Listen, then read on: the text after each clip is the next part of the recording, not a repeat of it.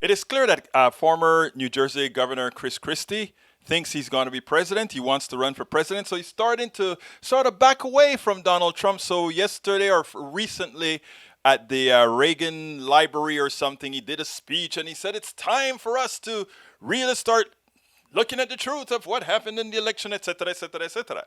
Well, he went on, George Stephanopoulos, and this week went ahead and told him, hey, you went ahead and said this. Are you getting any pushback from going against Trump, etc.? And, he tries to be, he tries to make believe that he's always been circumspect in this whole thing, and he got his butt handed to him. I want you to listen to this, and then we'll take it on the other side. Chris Christie, he was referring, of course, to former President Trump, also went to a police station in New York yesterday, complained again about the rigged election.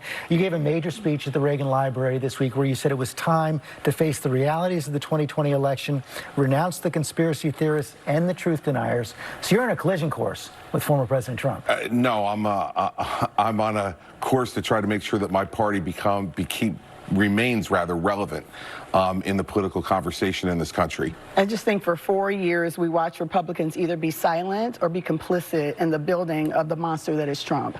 And even post-Trump, there are still Republicans who are bolstering him, supporting him. So I feel like too little, too late. The reality is real leadership is stepping up to the man at the time he was in the seat and saying that we won't budge. And there was none of that. And unfortunately, I don't know what the future of the Republican Party is. There's so many folks who are now swinging closely. We think about the 47 states that have legislation trying to keep people from voting based on the big lie that we know was not true. We think about January 6th and the insurrection that happened on the structure of democracy itself and democracy. And there are Republicans who don't want to have an investigation into that. So this Republican Party is way far gone. And unfortunately, too little, too late. Republican Party, they made their choice. Yes. And I appreciate the speech, Governor, but the reality is this.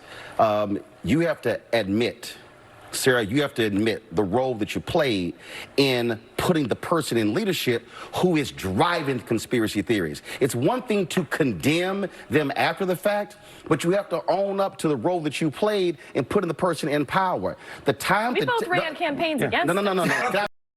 Can I finish? First off, can I finish finish? you? And second, I ran against Donald Trump in 2016. You also coached him Can I for the finish? debate, sir. You ran against, here's the deal, you ran against him, but when a person has principles, morals, and values, they do not support them even if you lose. And what they say is, I choose patriotism and the country over party and power. And the problem was too many Republicans chose power in riding with Donald Trump as opposed to patriotism and America. I'll sleep fine tonight with you judging my morals. Well, guess what? As a voter who has 13 nieces and nephews, what I also want to see in America are Republicans and Democrats who have the guts to stand up to narcissists, to folks who lie, to folks who sit here and lead a country in the wrong direction. And what that man has unleashed on this country, any Republican who stood with him has to own it and accept the role that they played.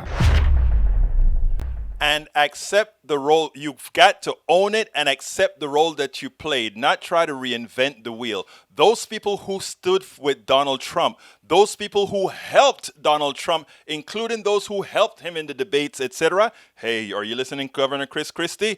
What you have done is denied yourself the right to ever become president of the United States. The fact that you supported someone who was an insurrectionist, the fact that you supported somebody who wanted to overthrow this country, who forgot what democracy is, what democracy is supposed to be, you have lost the right to be elected president of the United States. So no kind of speech that you give with the implication that somehow it is time to accept that these are conspiracy theories, etc. That these are things that should have been said in the beginning. First of all, these are things that should have been said previous to Donald Trump ever even possibly becoming the president in 2016. You have failed America, so therefore don't try to rehabilitate yourself by somehow seeming more circumspect, more pragmatic, more astute, someone who thinks they know what's best for America.